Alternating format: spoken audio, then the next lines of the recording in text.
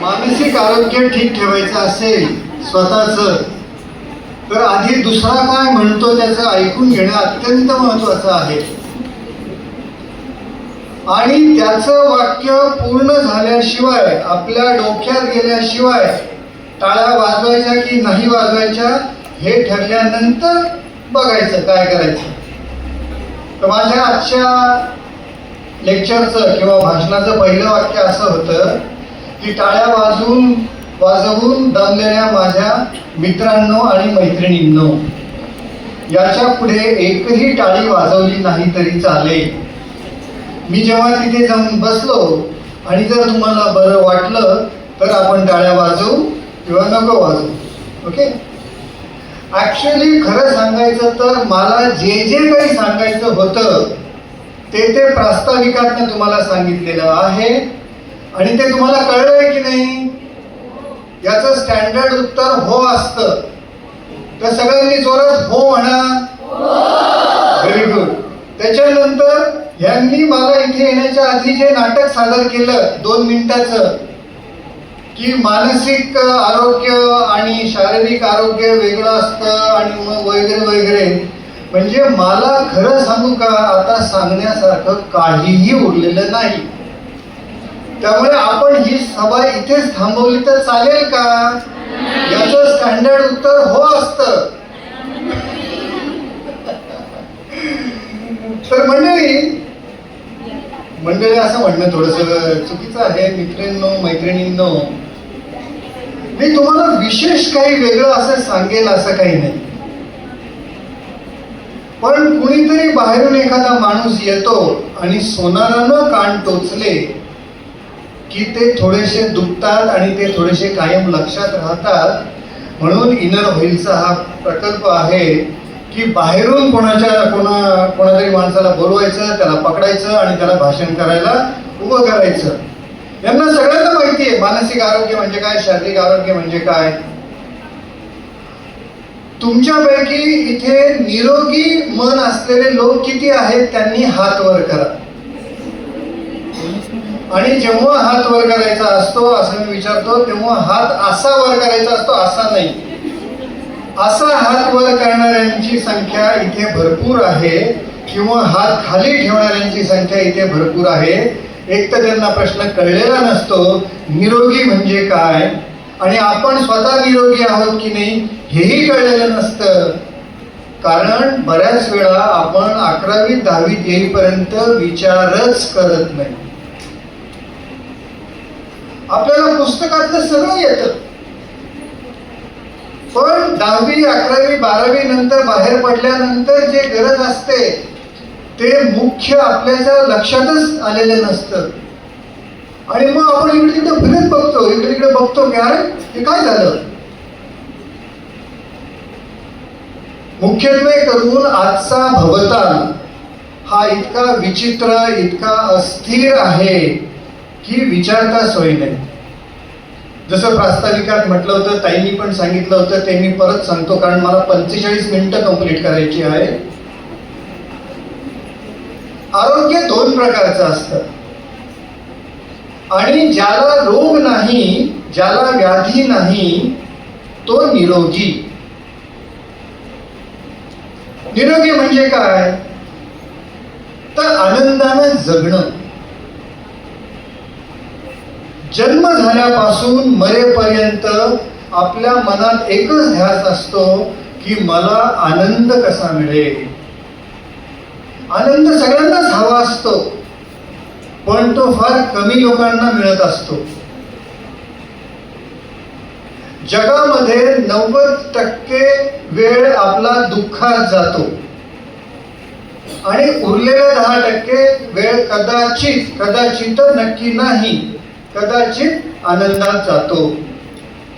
पण आपल्या आयुष्यातले सगळे उपक्रम, सगळे कार्यक्रम, सगळे प्रयत्न हे फक्त आणि फक्त आनंद मिळवण्यासाठीच असतात.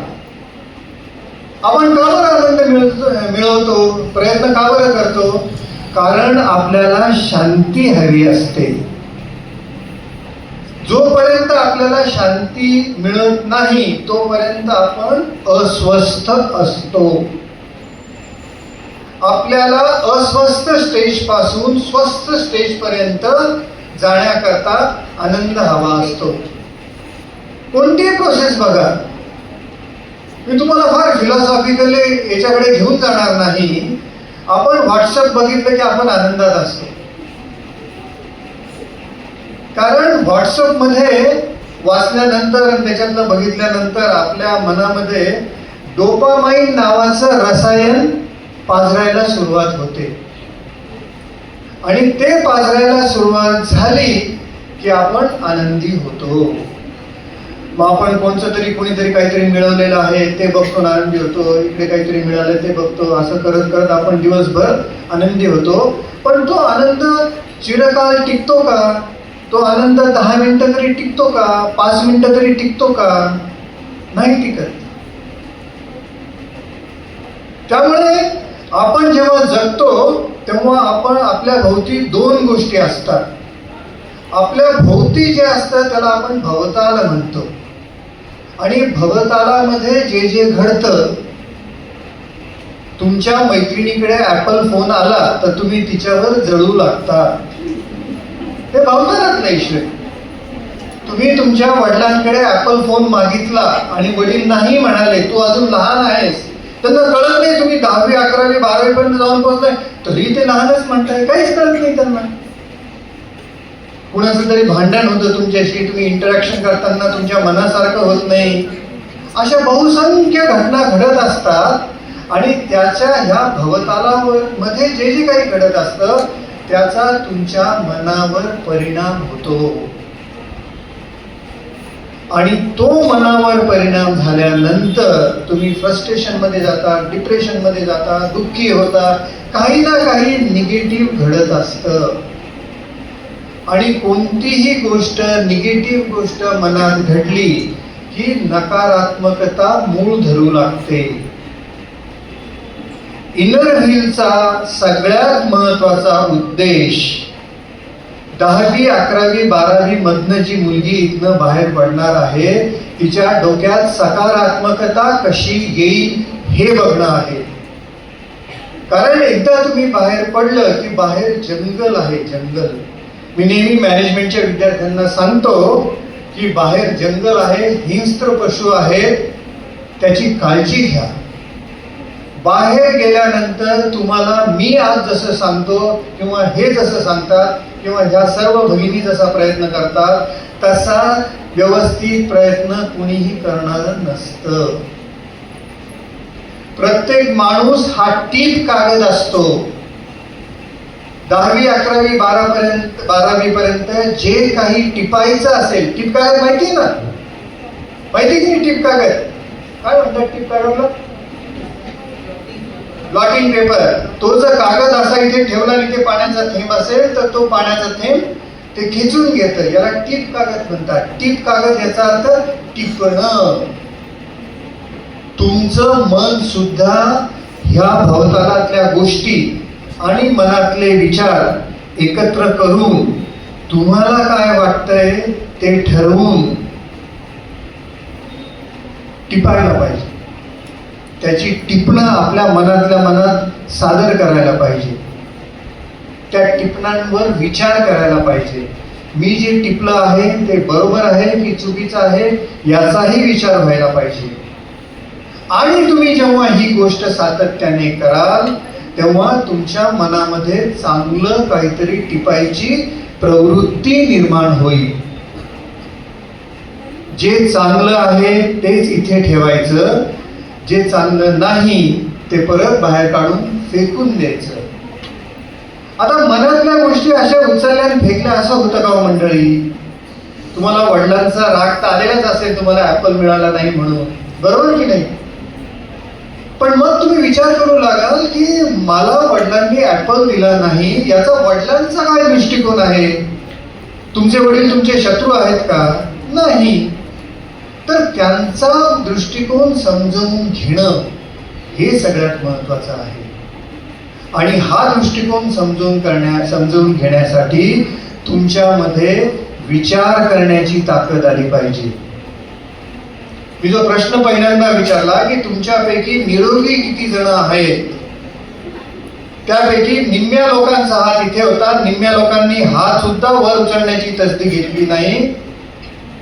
आणि एकानेही असं केलेलं नाही, कारण तुमची विचार करण्याची शक्ती गुंठित झालेली आहे.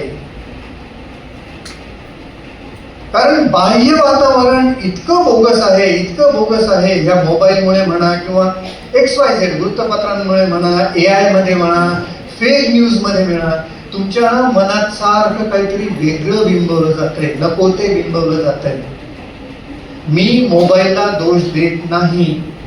मोबाईल हे एकदम चांगलं हत्यार आहे, पण ते हत्यार कशा करता वापरायचं ते प्रत्येकाने ठरवायला पाहिजे. हे अत्यंत महत्वाची सवय तुम्ही लावून घेणं गरजेचं आहे.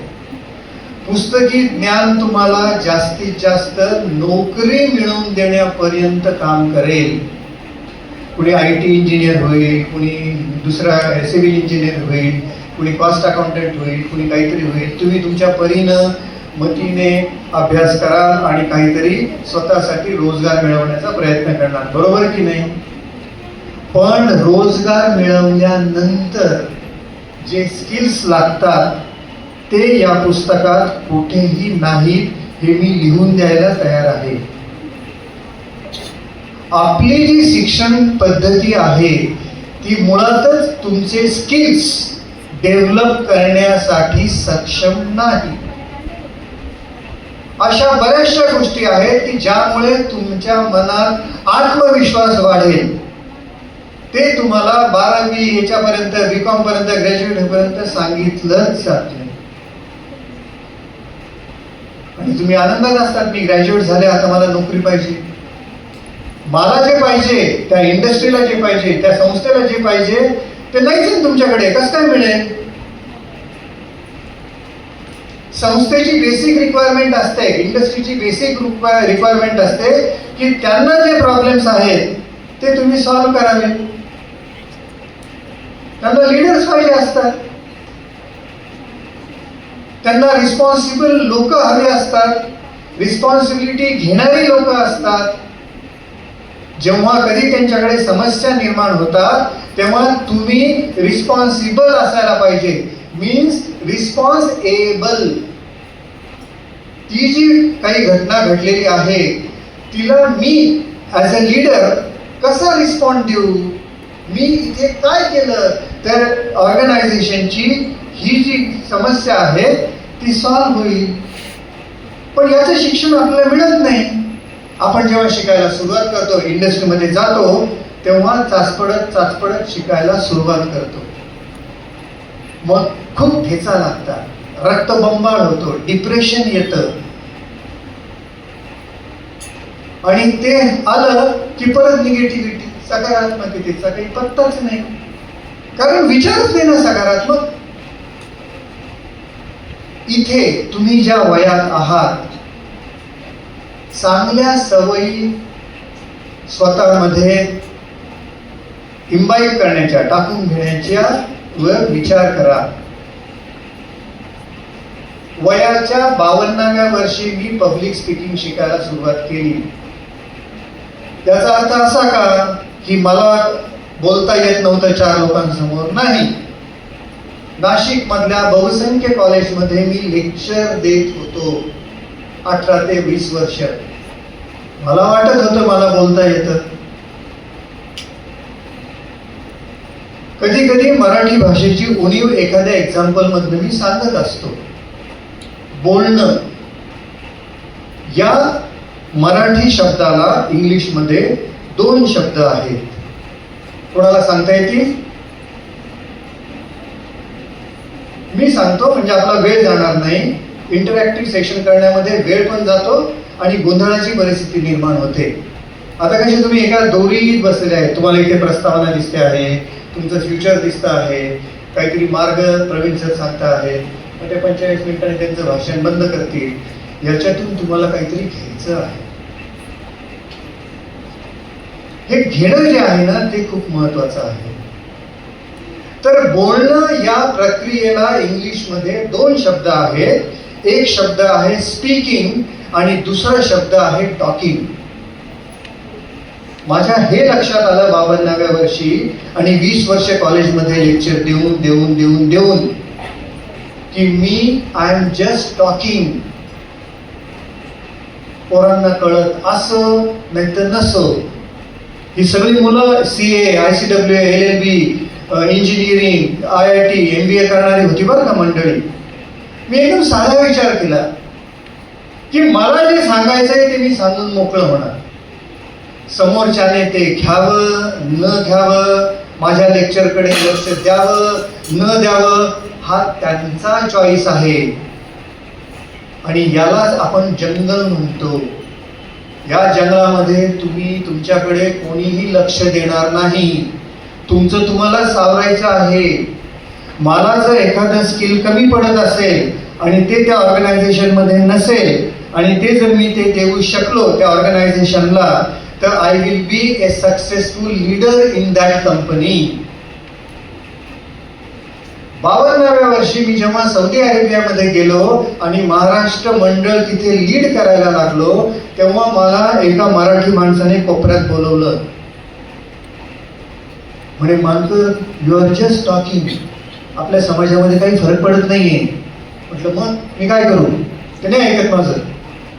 असं होतं ना बऱ्याच वेळा कुटुंबामध्ये, समाजामध्ये, छोट्या मित्रमैत्रिणी, कुणीच कोणाचं ऐकायला तयार नाही. It is a chaotic atmosphere.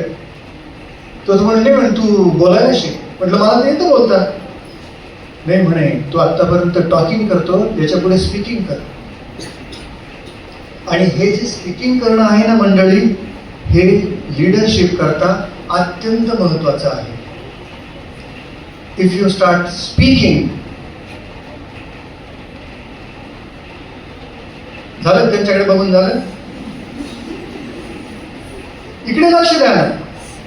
आपला लक्ष देण्याचा स्पॅन हा 7-8 सेकंदाच्या पलीकडे गेलेलाच नाहीये. वातावरणामध्ये इतके डिस्टर्बन्सेस आहेत की तुम्ही ती फालतू क्लिप सुद्धा संपूर्ण बघू शकत नाही 1.5-2 मिनिटाची. बरोबर की नाही? मोबाईल घेतला की असं करत असतात. त्याचं कारण वी आर नॉट स्टेबल. आणि ही स्टॅबिलिटी आपल्याला मिळवायची आहे, ती जाणीवपूर्वक मिळवायची आहे. तरच तुम्ही समाजाकडे लीडरशिप देऊ शकतात, समाजाला लीडरशिप देऊ शकतात. समाज गेला खड्ड्यात, मला तरी लीडरशिप देऊ शकतो का? हा प्रश्न तुमच्या आयुष्यामध्ये 2 वर्षांनी, 4 वर्षांनी, 5 वर्षांनी, लग्न झाल्यावर, मुलं मुली झाल्यानंतर प्रत्येक वेळेस येत जाणार आहे. मुलं मुली झाल्यानंतर लगेच मुली हसायला लागली. पण हे आठवण सत्य आहे. आपल्याला लीडरशिप द्यायची ती फक्त इंडस्ट्रीमध्ये जाऊनच द्यायची आहे असं नाही, किंवा बाहेर पडल्यानंतर 2 पैसे कमवण्यासाठी असं नाही. कुटुंबामध्ये सुद्धा लीडरशिप द्यायची आहे, छोट्या छोट्या ग्रुप्समध्ये सुद्धा लीडरशिप द्यायची आहे, समाजात सुद्धा लीडरशिप द्यायची आहे. तरच तुम्ही या शाळेचं किंवा या विद्यालयाचं नाव उज्ज्वल करू शकाल की नाही. मला त्या माणसाने सांगितलं, तू उद्यापासून इथे येऊन शिकायला सुरुवात कर. How to speak. स्पीक आणि टॉक मध्ये खूप जमीन आसमानाचा फरक आहे. स्पीकिंग म्हणजे टू द टार्गेट. तुम्ही जेव्हा बोलता त्याच्या पाठीमागे पर्पज पाहिजे, अजेंडा पाहिजे आणि लिमिट्स पाहिजे. पर्पज म्हणजे मी आज अशा पद्धतीने तुमच्याशी बोलणार आहे की तुमच्या मनात एखादा थॉट रोवण्याचा प्रयत्न करणार आहे इफेक्टिव्हली.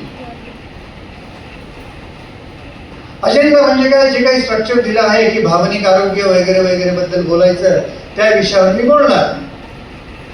जनरल माहिती तर इतकी अवेलेबल आहे, पण आपल्याला वेळ नाही ना. ह्या मोबाईल मध्ये प्रचंड माहिती अवेलेबल आहे, पण वाचायलाच वेळ नाही. आम्हाला त्या रील्स मध्येच सगळा वेळ निघून जातो. टीचर्स लोकांचा त्याच्यात जातो, प्रोफेसर लोकांचा जातो, स्टेजवरचे सगळे बसले त्यांचा सगळ्यात जातो. अख्खं जग त्या रील्स मध्ये गुंतलेलं आहे. मी स्वतः सुद्धा रील्स बघतो बरं का, पण माझा दिवसाला रील्स बघण्याचा फ्रिक्वेन्सी ही साधारणतः 10 ते 12 मिनिटं असते. आणि ती श्रद्धा जैन नावाची एक रील्स बनवणारी आहे, तिचे मी रील्स बघतो ते साधारणतः 4-5 मिनिटात संपतात. कारण तिथे रील्स बघितल्यानंतर मला असं रिलॅक्स होतं. मला विनोदाला पण काही लिमिट नाही, एकदम भारी वाटतं आणि मग मी पुढच्या कार्यक्रमाला जातो. वयाच्या 66व्या वर्षी मी प्रचंड ऍक्टिव्ह आहे. मोबाईलमध्ये मी अजिबात वेळ घालवत नाही किंवा जेव्हा जेव्हा मोबाईल बघत असतो तेव्हा ज्ञान संपादन करत असतो, कुठला ना कुठला रिसर्च टाकत असतो, कुठला ना कुठला सर्च टाकत असतो. तो अभ्यासाविषयी असेल, जगाविषयी असेल. आणि over a period of time चहा कसा गाळून घ्यायचा हे आता मला कळायला लागलंय. मी अर्धा तास मोबाईल वापरला ह्या रील्स मध्ये तर मला स्वतःलाच अपराध्यासारखं वाटायला लागतं. मी विचार करतो हा जो अर्धा तास आहे त्याच्या ऐवजी मी जर विश्रांती घेतली असती, अर्धा तास झोपलो असतो किंवा काहीही केलं नसतं तरी मला आनंद मिळालेला असता. माझ्या 45 मिनिटाकडे लक्ष ठेवा, कारण यांना किती त्रास द्यायचा हो. तुम्ही सगळं सांगून टाकलं वरून मी हे बंबार्डिंग करतो आहे. मजा येते ना. स्टँडर्ड उत्तर हो आणि मोठ्याने हो म्हणायचं, नाहीतर मी परत तुमच्या कॉलेजला येणार नाही बरं का. अरे हो म्हणण्यात सुद्धा एनर्जी पाहिजे. एनर्जी मिळवायला आत्मविश्वास लागतो. तुम्ही जेव्हा पद्धतशीर बोलू लागता, तुम्ही जेव्हा नजरेला नजर देऊन बोलू शकता, कारण आधी केले आणि मग सांगितले अशी माझी परिस्थिती आहे. मी किती व्यस्त असतो हे तुम्हाला सांगितलं ना तर तुम्ही आश्चर्यचकित होऊन जाल. ताईंनी इतक्यात सांगितलं 75 देश फिरलेला माणूस आहे हा. तुम्हाला ज्या देशांची नावं माहित नाही, गुगलवर ते मॅपवर लवकर सापडणार नाही, हे सगळे देश मी 2-2, 3-3 महिने फिरलेलो आहे. त्यामुळे इथे खूप बदलेलं आहे. किती सांगावं काय सांगावं असं माझं होऊन गेलंय.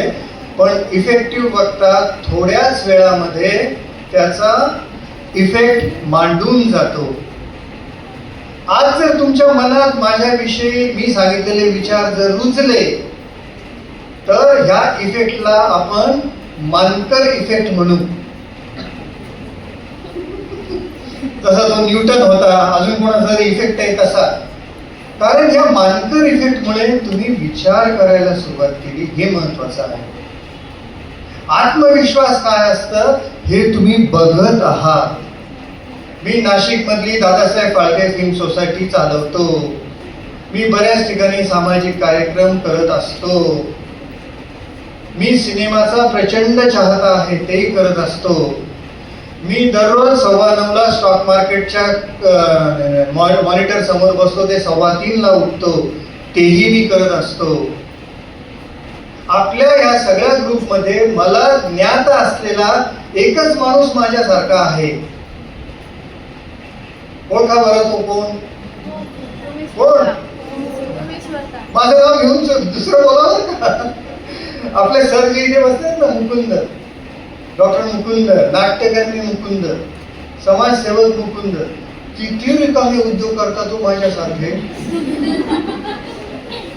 आजचा हा जो घाट घातलाय ना कार्यक्रमाचा, तो त्यांनी घातलेला आहे. ते इनर व्हीलला सपोर्ट करत आहे म्हणून इनर व्हील पुढे चाललंय.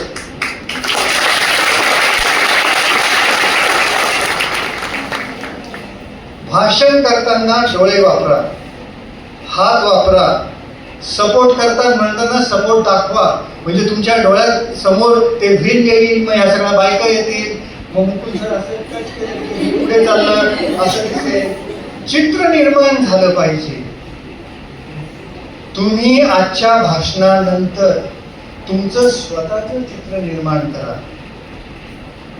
की मला नक्की काय पाहिजे. विचारा फॉर अ चेंज. मोबाईल बघू नका असं मी सांगणार नाही, तो तुमच्यावर अत्याचार होईल हेही मला माहिती आहे. त्यामुळे कुणीतरी वक्ता आला आणि आपल्याला अत्याचार करून गेला अशी तुमची भावना व्हायला नको. तुमची भावना अशी व्हायला पाहिजे की जो कोणी आला त्याने आपल्याला हात दिला, आपण त्याचं बोट पकडलं, तो काय म्हणाला त्याच्यावर आपण विचार केला. मी तुमच्या सगळ्यांना एक होमवर्क देतो. तुम्ही मन देऊन ऐकलंय की नाही सगळं, हे सांगा मला. कारण तुम्ही मन देऊन ऐकत आहात हे मी जाणतोय. तुमच्याकरता, तुमच्या भल्याकरता मी सांगत आहे, हे आज तुम्हाला कळलेलं आहे. आता आज जे काही कळलेलं आहे ते प्रत्येकाने 25 ते 30 ओळींमधून लिहून काढायचं. मान्य? प्रॉमिस? मी सांगितलं आत्मविश्वास, तणावपूर्णता त्यांनी सांगितलं. मला खूप काही सांगता येईल बरं का, पण प्रास्ताविकात त्यांनी खूपच सांगितलंय. आरोग्य म्हणजे काय? तणावरहित अवस्था. तणावरहित अवस्था तुम्हाला कधी मिळेल? सकाळी बाहेर पडा, निसर्गात जा, एकट्याने जा. मैत्रीण बरोबर असेल तर तुम्ही दोघी जणी मित्राबद्दल गप्पा मारा. कालच्या वेबसाईट मधल्या याच्याबद्दल गप्पा मारा. कोणती टीचर चांगली नाही त्याच्याबद्दल गप्पा मारा. टाळा. 2 मैत्रिणी बरोबर जा. तिला सांग तुझ्या आणि माझ्यामध्ये 50 मीटरचं अंतर पाहिजे. सेफ्टी पाहिजे तुम्हाला. ती नजरेला आहे तोपर्यंत तुम्ही हे करा. पण एकटं फिरा. माणूस एकटा राहिला की तो स्वतःशी बोलायला लागतो. आणि 60 वर्ष झाली तरी बऱ्याच लोकांनी स्वतःशी संवादच साधलेला नसतो. कसं काय करणार आहे ते मिड लाईफला? त्यांच्या गोंधळाची अवस्था असते चांगल्या चांगल्या लोकांची, ती आपल्याला टाळायची आहे. आज तुमच्याकडे जी साधन सामुग्री आहे, तुमच्याकडे जी शाळा आहे, कॉलेजेस आहे, त्याच्यात पुस्तकं आहे, लीड करायला किंवा तुम्हाला चांगल्या गोष्टी सांगायला, अशी व्याख्यानं ऑर्गनाईज करायला माणसं येत आहेत. हे खूप महत्वाचं आहे. आमच्या काळात तसं काही नव्हतं. तेच शिकायचं. तरीही आम्ही तणावपूर्ण आयुष्य जगलो आहेत. याचं कारण हे जे बाहेरचे अट्रॅक्शन्स होते ना, ते शून्य होते. 5 वाजता घरी यायचं, ते दप्तर फेकायचं, 5 ते 7, 7:30 पर्यंत त्या ग्राउंडवर खेळायचं, सगळे लढवून जायचं, घरात यायचं, आई म्हणेल ते हातपाय धुवायचे, जेवून घ्यायचं, परत झोपायचं, उद्या सकाळी उठायला. बहुतांशी आमच्या वर्गातले लोक 6 वाजता उठायचे. 6 ते 7 पर्यंत काही थोडासा अभ्यास करायचा. पण शाळेमध्ये जो अभ्यास व्हायचा, कॉलेजमध्ये जो अभ्यास व्हायचा, तोच अभ्यास व्यवस्थित करायचा. पण इतर ऍक्टिव्हिटी ह्या खूप करायच्या. तुमच्या इथे बंकट वाचनालय आहे. किती लोकांची मेंबरशिप आहे? जा ना एकदा तिथे. तिथे बसून वृत्तपत्र वाचा, तिथे बसून पुस्तकं वाचा, साधी पुस्तकं वाचा, अवघड पुस्तकं वाचा, आवडतील ती पुस्तकं वाचा. पण थोडं तरी वाचावं, थोडं तरी वाचा. थोड्याशा नोट्स काढा. लिहिणं हे फार महत्वाचं आहे बरं का. बोलण्यापेक्षा लिहिणं महत्वाचं आहे. आता तुम्हाला वाटत असेल बोलणं महत्वाचं आहे, पण लिहिणं महत्वाचं आहे. कारण आपण जेव्हा लिहितो तेव्हा जे काही प्रोसेस झालेला आहे या डोक्यामध्ये, ते आपण उतरवून काढण्याचा प्रयत्न करतोय आपल्या अनुभवाने. आपल्याला काय समजलं आहे? आपण 50 हे वाचतो, काय पानं वाचतो, पण मला नक्की काय याच्यातनं पटलं? लिहिता येणं महत्वाचं आहे. संवाद साधणं महत्वाचं आहे. संवाद 2 प्रकारचे आहेत. लेखी संवाद, शारीरिक संवाद किंवा बोलीभाषेतले संवाद. भाषेकडे जमलं तर लक्ष द्या. जमलं तर इंग्लिश भाषांमध्ये वाचायला सुरुवात करा, इंग्लिश भाषामध्ये बोलायला सुरुवात करा. कारण तुम्ही इथून 40गावहून जळगावला गेले आणि जळगाववरून पुण्याला गेले तर जळगाव असाच उच्चार झाला पाहिजे. बहुतांशी लोक जळगाव करतात, बरोबर ना? इथे किती बसलेल्या लोकांना हे माहिती होतं की बाहेर जे गेल्यानंतर लोक जळगावचा उच्चार जळगाव करतात? चुकीचा उच्चार. भेटलं आणि मिळालं याच्यामधला फरकच आपल्याला कळत नाही. आपण म्हणतो वस्तू भेटली. माणसं भेटतात, वस्तू मिळते. हे तुम्हाला जळगाव पर्यंत नाही कळणार, कोणीच सांगणार नाही. पुण्याला गेल्यानंतर मात्र ते कानामागे आवाज काढते. तो फिजिकली नाही काढणार कानामागे आवाज, ते तुम्हाला टाळायला सुरुवात करते. तुमच्या मैत्रिणी तुम्हाला टाळायला सुरुवात करतील. असं होता कामा नये. आपण सगळे एक आहोत. आपल्याला समान संधी मिळालेली आहे आणि आपण तिचा उपयोग करायला पाहिजे. पण केव्हा? मी 11वी 12वी पर्यंत जे करायला पाहिजे ते करेल तेव्हा ना. मला जर 2 शब्द बोलता येत नसतील, चला इंग्लिश जाऊ द्या, मराठीत सुद्धा मला नीट बोलता येतं का हे महत्वाचं आहे. मला 4 वाक्य लिहिता येतात का हे महत्वाचं आहे. मला माझी ओळख करून देता येते की नाही हे सुद्धा सगळ्यात जास्त महत्वाचं आहे. कारण तुम्ही एकदा बाहेर पडला, काही बाहेर घडतंय का, काही काय झालं, इथे उभा राहिलेला जो माणूस असतो त्याच जर तुम्ही संपूर्णपणे एकाग्रपणे ऐकून घेतलं तरच तुम्ही त्याला आदराने ट्रीटमेंट दिली आहे हे ठरतं. जर इथे तुम्ही हे करण्यामध्ये आणि फोटो काढण्यामध्ये वेळ घालवला तर तुम्ही तर काही करतच नाही, तुम्ही इतरांनाही काही करू देत नाही आणि इथेच समाज स्वास्थ्य बिघडतं. माझे फोटो इथे काढणं महत्वाचं नव्हतं. टीचर्स लोकांनी मी काय सांगतो ते समजावून घेऊन उद्यापासून त्याचं रिपीट टेलिकास्ट करायला पाहिजे. सर तर आज व्हिडिओ शूटिंगच घेत आहे. माझं काही चुकलं असेल तर क्षमा करा, त्याच्याबद्दल वाद नाही. पण मी जे जे काही सांगितलं असेल ते जर बरोबर असेल तर ते शेवटपर्यंत मनाच्या डोहापर्यंत जाऊ द्या.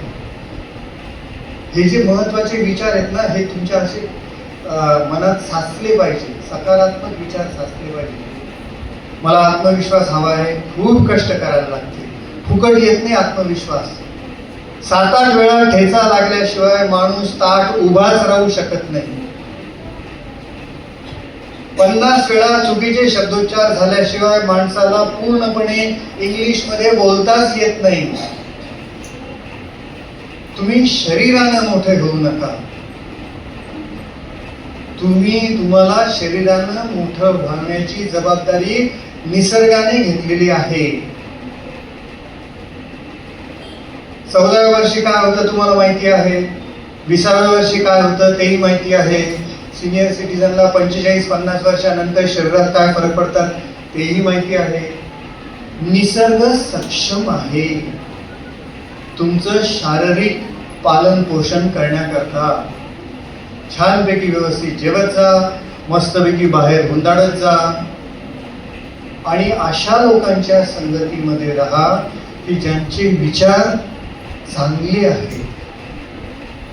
आता असे लोक तुम्हाला जर नाही सापडले तर पुस्तक नावाच्या प्राण्याच्या बरोबर जा, चांगले कार्यक्रम ऐका, पुस्तकं वाचा. पुस्तकांसारखा गुरु नाही बरं का. कारण माणसाला भेटलं ना तर काही ना काही आपल्यावर परिणाम होतो. पण चांगलं पुस्तक मिळालं ना तर तो परिणाम इतका सखोल होतो आणि इतका पॉझिटिव्ह होतो की विचारताच नाही. एखादं इंग्लिश पत्र वर्तमानपत्र इकडे तिकडे मिळालं, भेळ खात असताना तो कागद सापडला आणि इंग्लिशचं कागद असेल तर ती वाचून काढा की काय नक्की इंग्लिश आहे.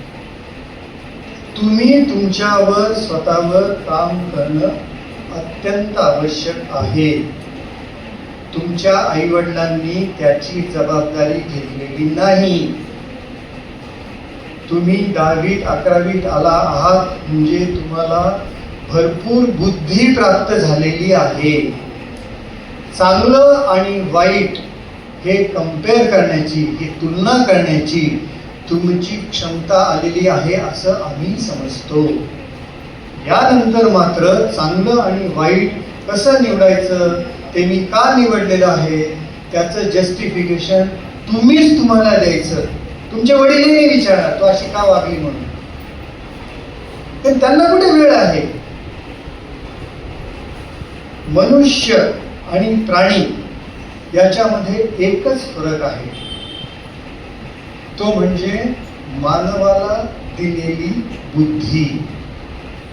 प्राण्यामध्ये अत्यंत अल्प बुद्धी दिलेली असते, त्याला गंध, डायरेक्शन वगैरे वगैरे कळतं. पण आपल्याला सारासार विचार करण्याची बुद्धी दिलेली आहे निसर्गाने. परत मी सांगतो, निसर्गाने दिलेली बरं का. आपण हळूहळू प्रगत होत गेलोय. मग ते सगळ्या हे माहिती आहे ना, तो असा वाक्य चालणारा चिंपांझी पासून वगैरे वगैरे वगैरे. आपण प्रगत आहोत, आपण AI पर्यंत जाऊन पोहोचलो आहोत. खूप चांगल्या घटना घडल्या आहेत या आयुष्यामध्ये. मग त्याचा आपण विचार करणार का त्याच्याबद्दल? आपण सकारात्मकता कशी निर्माण करावी, चांगली कंपनीच आपल्याबरोबर असावी याचा विचार व्हावा. तुम्ही जेव्हा बाहेर जा, पुण्याला जा, मुंबईला जा शिकायला वगैरे, सगळ्या प्रकारची मुलं तुम्हाला भेटतील. सगळ्या प्रकारची ती मुलं, तर ती भेटल्यानंतर तुम्ही तुमचाच विचार करा, याचं माझं जमतंय का वगैरे वगैरे वगैरे. तर आजचा जो कार्यक्रम होता की निरोगी कसं राहायचं, निरोगी सक्षम कसं व्हायचं, तणावरहित अवस्थेमधनं कसं बाहेर पडायचं. कारण हा स्ट्रेस कंटिन्युअसली येतो. डिस्ट्रेस होणं, आताही आपण बघतोय की स्टेजवर कुणीतरी मोबाईलमध्ये बोलतंय, कम्प्लिटली चुकीचं आहे हे. This is nothing but an insult. आपल्या वाचून जर बाहेर काही आढळत असेल तर we should leave the hall, then speak and then come back. It should be as simple as that. कारण तुमचं निम्म लक्ष त्यांच्याकडे आहे, त्यांच्या आजूबाजूचं लक्ष त्यांच्या, मी काय बोलतोय कोणाला कळतच नाहीये. हल्ली समाज इतका बिघडला आहे की मोबाईल बंद करा हे सांगून सुद्धा लोक मोबाईल बंद करत नाही. बरोबर आहे की नाही सर? अवस्था फार गंभीर आहे. आणि you are so unfortunate to have your teenage in this particular year, in this particular 10 years. आपल्याला स्वतःचा डिसिप्लिन नाही. स्वतःचा डिसिप्लिन तर मायनस आहे. तरीही आपण समाजात जाऊन समाजातले रोड स्वच्छ असायला पाहिजे, मन स्वच्छ असायला पाहिजे, हे सगळं अपेक्षा करतोय. आणि अपेक्षा भंग झाला की दुःख झालं. अपेक्षा भंग टाळायचा असेल तर कंपॅरिझन करू नका. कोण मोबाईलवर बोलतोय याच्याकडे लक्ष देऊ नका. तुम्ही तुमचे अँटीने पॉवरफुल ठेवा. कारण माझी 45 मिनिटं 3-4 मिनिटात संपणार आहे. किती झाले? कारण मी जो माणूस आहे ना तो लिमिट्स मध्ये वागणारा माणूस आहे. कोणती लिमिट्स? तर वेळेची लिमिट्स. हा जो गेलेला वेळ आहे ना, गेली 35 मिनिटं, हा परत येणार नाही. It will not be recouped at any cost. मी माझ्या पहिल्या प्रश्नापर्यंत जाणारच नाहीये, जाऊच शकणार नाहीये. मी जर तोच प्रश्न परत विचारला तर it will be a reminder. प्रत्येक सेकंद हा युनिक आहे, अद्वितीय आहे आणि तो परत न येणार आहे. If you lose the time now, if you lose this 45 minutes without proper attention, you have lost something very much precious. 24 crate सोनं मी द्यायचा प्रयत्न करत असतो, तसाच मी प्रयत्न मनापासून करत असतो. म्हणून मी कुणावरही टीका करायला घाबरत नाही. आणि हे जे धैर्य प्राप्त झालेलं आहे ते त्या 24 कॅरेट सोन्यामधून प्राप्त झालेलं आहे. मला इनर परत नाही बोलवलं तर काहीच फरक पडत नाही. हा जेव्हा ॲटिट्यूड, हा जेव्हा कॉन्फिडन्स तुमच्यामध्ये निर्माण होईल तेव्हा तुम्ही स्वतः सक्षम झाला असं म्हणता येईल. तेव्हा तुम्हाला 4 लोक बोलवतील, 4 लोक रिस्पेक्ट देतील, फूल हार वगैरे देतीलच. अजून 15-20 वर्षानंतर माझ्या काळातही तो अंतिम हार पडणारच आहे. पडणार आहे की नाही? निसर्ग त्याचं काम करतच आहे. मी म्हाताराच होत चाललोय. तोपर्यंत तुम्ही तरुण व्हा. पुढच्या 20-25 वर्षामध्ये लग्न झालं तर नवऱ्याशी कसं वागायचं हा विषय असेल, कुटुंबात सेटल कसं व्हायचं हा विषय असेल. आणि याचे सगळे विषय, सगळे धडे आपल्याला एक तर आपल्या स्वतःच्या कुटुंबातून मिळतात किंवा आपण कॉलेजपर्यंत असतो त्याच्यात मिळतात. आणि या दरम्यान ह्या गेल्या 10-12 वर्षामध्ये तुम्ही कसे जगला. साधारणतः 5वी-6वी मध्ये माणसाला भान येतं. या भानला समाज भान असं म्हणतात. भानावर आहात ना तुम्ही सगळे? मग आवाज एवढा छोटा का? एकदा टाळ्या वाजवा.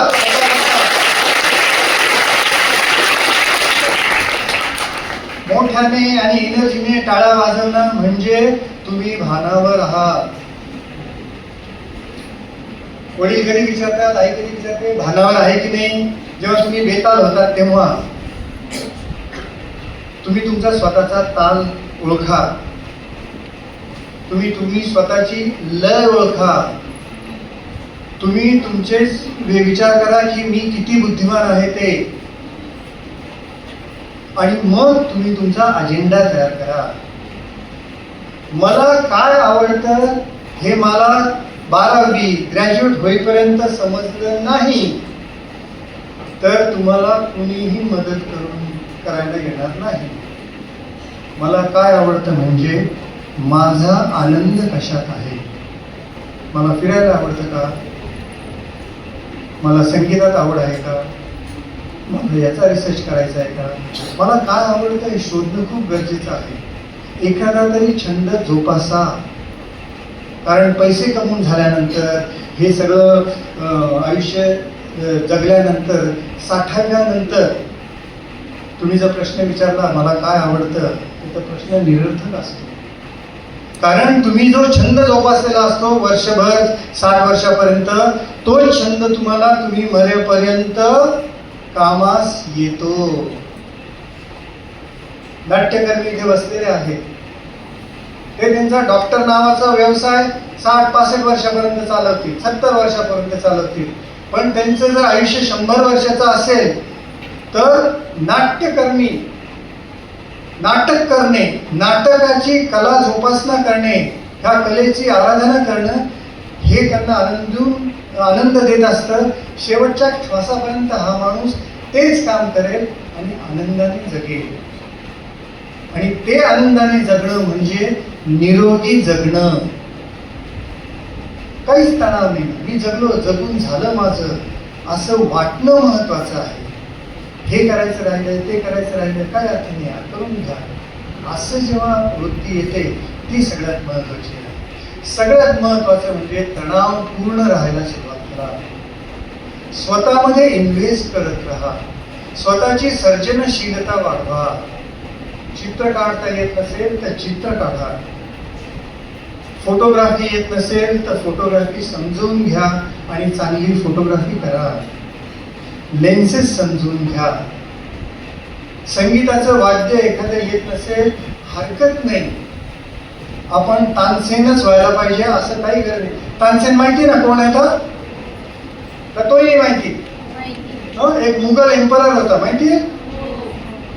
नक्की ना? तो मुघल एम्परर होता ना? कोण म्हणाला नाही? हा, तुम्ही उभी राहा. हिलाच फक्त तानसेन माहिती एवढ्याच. घरी जाऊन दुसरा अभ्यास. पहिला अभ्यास लक्षात आला? मी दिलेल्या 45 मिनिटात 25 ओळी लिहून काढायच्या, त्या ताईंना सबमिट करायच्या कागदावर, आणि ताई इनरव्हील तर्फे खूप मोठं बक्षीस देणार आहे ते मी आत्ताच जाहीर करतो. ठीक आहे ताई? चालेल, मोठं बक्षीस. हा, शेकड्याने बक्षीस येतील असं आपण गृहीत धरू.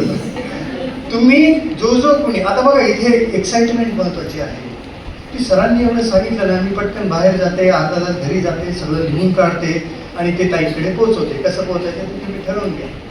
पण बक्षिसाची रक्कम जेवढी मोठी तेवढं तुमचं लिखाण चांगलं, बरोबर की नाही? असं नाही, जिंकण्यासाठी लढायचंच नाही. जिंकले ते जिंकले, ठीक आहे. मला लिहिता येते की नाही हे मला आज बघायचंय. तुम्ही मला लिहिता येते की नाही हे मला आज चेक करायचंय. तुम्ही इथे 200 मुली असतील, 200 मुलींपैकी मी असं गृहीत धरून चालतो, तुम्हाला अजिबात डिमोटिवेट करत नाही. मला तर खरा आनंद होईल की ताई ह्या सगळ्या 200 मुलींपैकी 200 पेपर आले तर तुम्ही मला लगेच फोन करायचा आणि सांगायचं की मानकर इफेक्ट झाला. पण तसं झालं नाही, 100 झालं. काही लोक, काही मुलींना कळलंच नसेल, कारण ज्यांना तानसेन माहीत नाही हे मोठं आश्चर्यकारक आहे. तानसेन हा एक संगीतकार होता, कवी होता, गाणारा होता, गायक होता, प्रचंड मोठा गायक होता, आणि तो अकबराच्या नवरत्नांपैकी एक होता. आणि असं म्हणतात की तानसेनने गायला सुरुवात केल्यानंतर पाऊस पडायचा. तानसेनची कबर ही ग्वालियरला आहे. तानसेनच्या कबरची साईज 6 फूट बाय 10 फूट आहे. आणि तानसेनचा जो गुरु होता मोहम्मद फैज खौस, याची कबर त्याच्या साईजच्या प्रतीने 1000 पटीने मोठी आहे आणि त्याच्याच शेजारी आहे. जा एकदा ग्वालियरला सगळेजण तानसेनची कबर बघायला. तानसेनचा गुरु इतका मोठा होता आणि त्याची जी कबर बांधलेली आहे ते भारतामधलं एक सगळ्यात महत्वाचं वास्तुशास्त्रातलं उदाहरण आहे. जग अतिशय सुंदर आहे. तुम्हाला कुठेतरी वाटलं पाहिजे की मला हे जग बघायचंच आहे. आणि अजिबात भीती बाळगू नका. मी मुलगी आहे, मी एकटी कशी जाईल, एकाच्या ऐवजी 2 जा, 2च्या ऐवजी 3 जा, पण बाहेर पडा. आपला भारत देश अजून एवढा नालायक नाही झालेला की मुलींचं बाहेर पडणं बाहेर झालंय. आणि तुम्ही व्हा ना स्वतः तयार. दररोज सकाळी बाहेर पडा, तासभर काहीतरी व्यायाम करा, असं करा, येऊ करा, तेव करा. You should be able to face the challenges, the physical as well as mental. कारण तुम्हाला मानसिकरित्या निरोगी राहायचं आहे आणि शारीरिकरित्या निरोगी राहायचं आहे. आणि शरीर निरोगी राहिलं तरच तुमचं मन निरोगी राहील. कारण ते जे मन आहे ना ते शरीरात आहे, कुठे आहे ते माहीत नाही. मेंदू याचा अर्थ मन नाही. मेंदू is a CPU, it processes complex. ते जे फिलिंग्स आहेत ना ते तुमचं मन आहे. तुम्हाला कधी कधी एकदम भारी वाटतं, बरोबर? कधी कधी एकदम डिप्रेस वाटतं, कधी कधी वाईट वाटतं, कधी कधी खूप आनंद होतो, कधी कधी काहीच वाटत नाही आणि नको ते सगळं डिप्रेशन. ते जे फिलिंग्स आहेत ना त्या फिलिंग्स कशा मॅनेज करायच्या हे जेव्हा कळतं तेव्हा माणूस निरोगी होतो शरीराने आणि मनाने. तो शरीराने निरोगी नसेल तर तो मनाने निरोगी राहू शकत नाही. कारण अंगठा दुखत असेल तर मन कायम अंगठ्याचाच विचार करत राहणार. पण अंगठा, पाय, गुडघे, डोकं, हात, पाय, कान, डोळे सगळे अवयव इंद्रिय एकदम परफेक्ट असतील की मग मात्र मन पण प्रफुल्लित होतं. मन पण चांगलं बोलायला विचार करतं. जे जे काही चांगलं चांगलं घडेल ते तुमचं शरीर व्यवस्थित असेल तरच घडेल. आणि शरीराची आजच काळजी घ्या. दररोज आसन, प्राणायाम, काय तुम्हाला पाहिजे तो एक्सरसाइज करा, but the keep your body rotating. 66व्या वर्षी सुद्धा 3 स्कूटरचे भारतामधले प्रवास केल्यानंतर मी 4थ्या स्कूटरच्या प्रवासाचं प्लॅनिंग करत आहे. पहिला स्कूटरवरचा प्रवास नाशिकवरनं पाकिस्तान बॉर्डर जैसलमेरच्या पलीकडे. दुसरा स्कूटरवरचा प्रवास अरुणाचल प्रदेश, आसाम, तवांग, चायना बॉर्डरच्या पुढे तिथपर्यंत मी स्कूटर घेऊन गेलेलो आहे. तिसरा नुकताच झालेला प्रवास नाशिकमधनं गाडीला किक मारली, विदर्भ बघितला, बिहार, पश्चिम बंगाल बघत बघत कलकत्ता करत मी बांगलादेशच्या जे डेल्टा आहे जो त्रिभुज प्रदेश आहे तिथपर्यंत जाऊन आलो ॲट द एज ऑफ 66.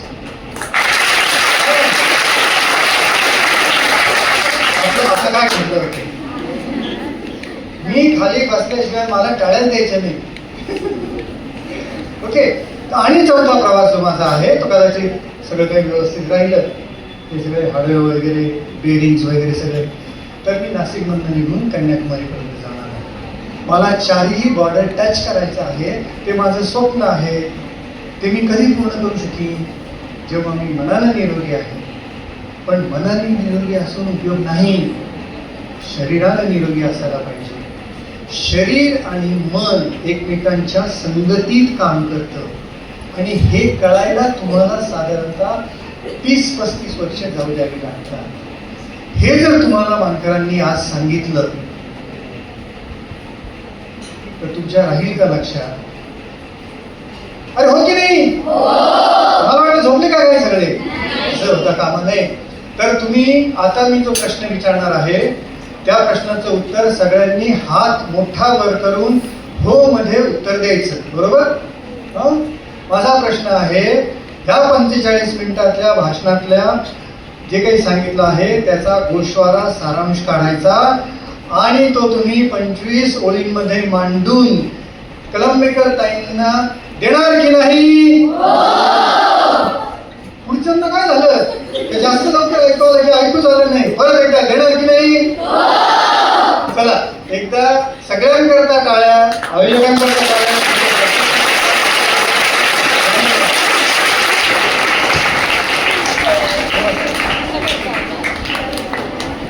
मनपूर्वक धन्यवाद सर. टाळ्यांचा गजर सगळं सांगून गेला. सरांच्या अनुभवांच्या आशीर्वादातून सरांनी आपल्याला जे समग्र सर्वव्यापक असं मार्गदर्शन केलं आहे ते नक्कीच विद्यार्थिनींच्या भावी आयुष्यात त्यांना उपयोगी